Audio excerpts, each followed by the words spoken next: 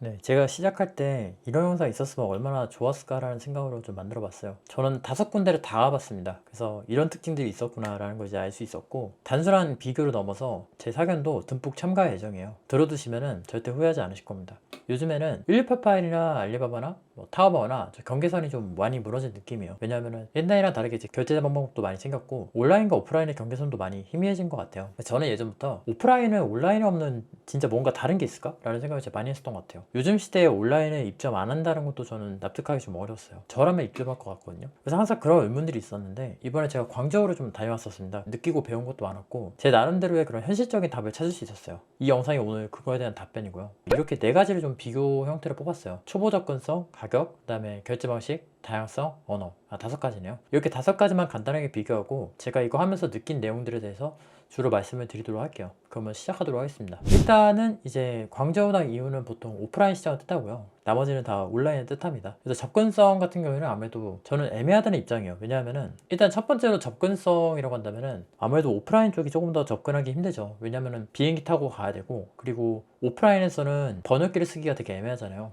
접근성 같은 경우에는 아무래도 오프라인보다는 온라인 쪽이 조금 더 유리하지 않나 싶어요. 현장에서 번역기 쓴다는 게 그렇게 유쾌한 일은 아니에요. 왜냐하면 앞에 사람이 기다리고 있잖아요. 근데 사람이 기다리고 있는 상태에서 핸드폰을 쓰는 그런 경험을 드린다는 것부터가 썩 유쾌하진 않기 때문에, 저는 접근성 면에서는 오프라인 쪽이 아무래도 접근 장벽이 좀 있는 것 같아요. 여기서부터가 저희한테 굉장히 중요한 내용이 될 것 같은데, 플랫폼에서 취급하는 그 가격대가 있지 않습니까?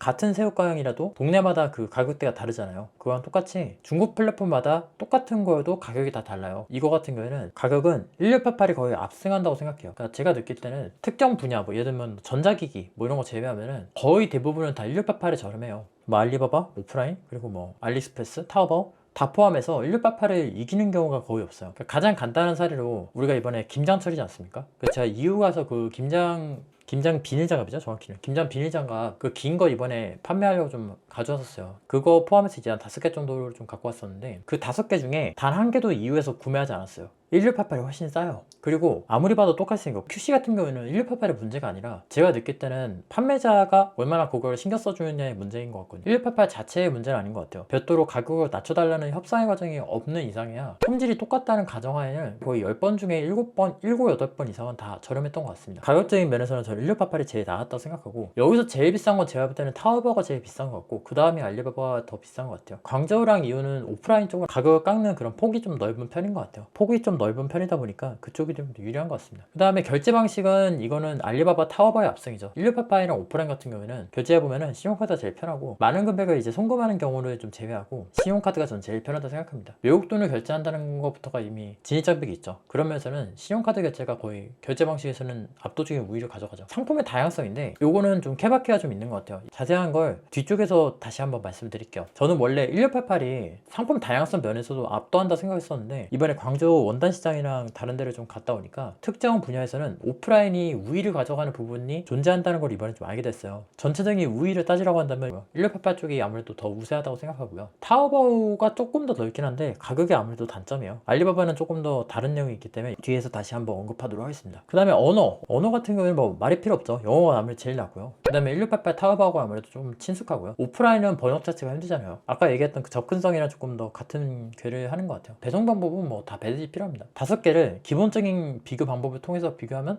이런 표를 만들어낼 수 있을 것 같아요. 그래서 이 내용을 이제 참고해주면 좋을 것 같고, 중국 사입을 우리가 하지 않습니까? 그러다 보니까 그냥 결론을 내드리면 100만 원이 있는데 어디서 구매할 거야? 라고 물어본다면 저는 1688에서 구매해요. 만약에 내가 의류를 하지 않습니까? VVIC 같은 거 제외할게요. 근데 나 공산품 한다? 의류를 한다거나 액세서리를 한다거나 그러면 다 1688에서 구매를 할 거고요. 다른 데는 굳이 찾아보진 않을 것 같아요. 전체적으로 밸런스가 되게 좋은 시장이라는 걸 이번에 많이 느꼈어요. 그리고 아무래도 이제 교보들도 많죠. 1688 기반으로 이제 만들어진 유튜브 영상도 많다 보니까 참고할 만한 영상도 많아서 시작하기에 이제 가장 무난한 것 같아요. 그래서 여기까지가 좀 기본적인 비교였고, 여기서부터는 순수하게 제 의견만을 우선시한 진짜 비교를 한번 해보도록 할게요. 일단 1688은 기본적으로 이제 가장 밸런스가 좋다고 말씀드렸잖아요. 여기는 빼놓고 이제 나머지 시장들만 이제 말씀을 좀 드려볼게요. 제가 느낀 것들. 첫 번째로 타오바오는 언제 써야 되냐가 있어요. 일단 사입 기준으로 말씀했을 때 솔직히 잘 안 써요. 타오바오는 너무 비싸요. 아마 이거는 그냥 이미지 검색 조금만 해봐도 타오바오가 비싸다는 느낌을 이제 알 수 있을 거예요. 다만 이제 안 비싼 필드들이 몇 개가 있는데, 첫 번째가 이제 가구, 두 번째가 전자제품, 그런 필드들이 있고요. 그리고 타오바오는 신기한 물건들이 좀 자주 등장합니다. 지금 보여드린 이런 주판이라고 해야 되나? 이게 뭐였더라? 이름이 정확히 기억 안 나는데 이런 좀 특이한 도구들이 타오바오에 되게 많아요. 사실 다양성만 봤을 때는 타오바오가 1688을 앞지르는 것 같아요, 제가 느낄 때. 다만 가격이 너무 비싸요. 뭔가 그런 실험적으로 아이템을 샘플로 구매하기는 좀 괜찮은 편인 것 같아요, 타오바오는. 그 다음에는 알리바바는 언제 쓰냐면, 이런 얘기하면 조금 그런데 커스텀 할 때 있지 않습니까? 나한테 필요한 정보를 서칭하기가 진짜 좋아요. 예를 들어 볼게요. 내가 만약에 압축기가 필요해요. 근데 그게 뭔지 몰라요. 압축기를 취급하는 것 같은 1688 판매자 있죠. 그 판매자들한테 연락을 쫙 돌려요. 나 이런 거 하는 사람인데 이런 걸 한번 이렇게 생산해보고 싶어. 이거 뭐 사람이 하는 거야? 기계가 하는 거야? 뭐 이런 식으로 물어봐요. 그러면 상대방이 그걸 알려줘요. 이런 거는 뭐 플랫한 컴프레셔야, 뭐 이렇게 얘기를 해줍니다. 그리고 거기서 힌트를 얻어가지고 그거를 뭐 1688이나 다른 데서 검색하는 방식을 이제 썼었는데, 거기서 만약에 이제 가격도 괜찮고 응대도 잘한다? 그러면 이제 거래를 계속 이어가는 거고요. 그게 아니라 나는 다른 곳에서 하겠다면은 이제 그 정보를 가지고 다른 곳에서 이제 거래를 하는 거죠. 아무래도 이게 영어다 보니까 대화가 쉽고 제조 기반인 경우도 좀 많은 것 같아요. 그래서 정보를 얻기가 되게 좋은 것 같고, 그리고 아무래도 이게 수입을 염두에 둔 글로벌 플랫폼이잖아요. 그러다 보니까 좀 수출 수입과 관련된 얘기를 좀 하기 쉽고, 저 같은 경우에도 이제 간식 있지 않습니까? 개들 먹는 거? 그거를 이제 수입을 인정받았었던 그런 기억이 나요. 그런 부분들에 대해서 되게 협조적으로 나와주는 경우가 많습니다. 그렇기 때문에 기획해서 수입하기에는 알리바바가 좀 적합한 것 같은데, 알리바바의 단점은 제가 볼 때는 좀 가격대가 좀 있다는 거, 조금 익숙하지 않은 느낌이 좀 있어요. 왜냐하면 우리가 타오바오랑 1688로 보통 시작을 한단 말이에요. 알리바바를 안 쓰고 시작하는 경우도 많고, 그리고 뭔가 묘하게 좀 불편해요. 그래서 내용을 좀 정리해보면, 알리바바는 일단 정보 얻기가 되게 쉽고요. 특히 이제 브랜드 제품들 정보 얻기가 되게 쉽고, 기획 상품을 만들어서 이제 유통할 때 그런 인증 같은 걸 받지 않습니까? 그런 정보들을 되게 협조적으로 잘해주는 경우가 많아요.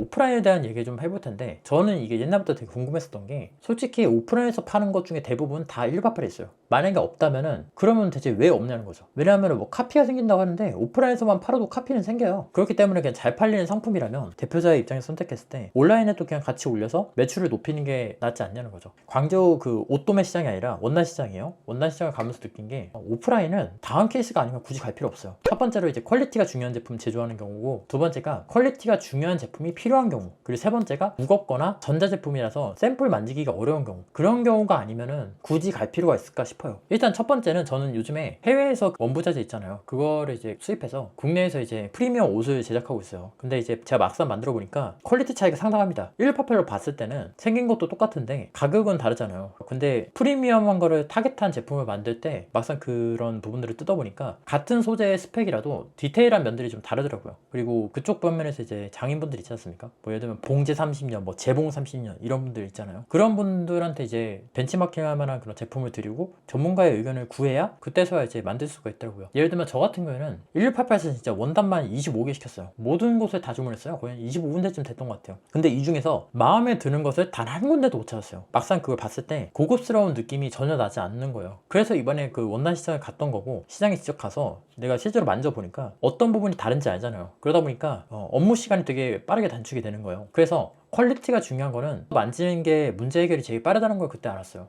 그런 경우에는 진짜 갈만한 것 같고요. 특히 옷 같은 경우에는 그런 게 있는 것 같아요. 겉보기엔 똑같은 디자인인데 막상 뜯어오면 디테일이 다른 경우가 되게 많은 것 같아요. 그러니까 싼 건 싼 이유가 있다는 말을 저는 그때 좀 알았어요. 샘플 받기 어려운 거, 큰 거 하시는 분들은 당연히 직접 가시는 게 낫습니다. 배송 대행만 하더라도 돈 많이 들어요. 그런 것들은 뭐 캐리어, 뭐 수레 이런 것들 있잖아요. 유모차, 그런 것들은 이렇게 직접 가는 게 맞는 것 같고요.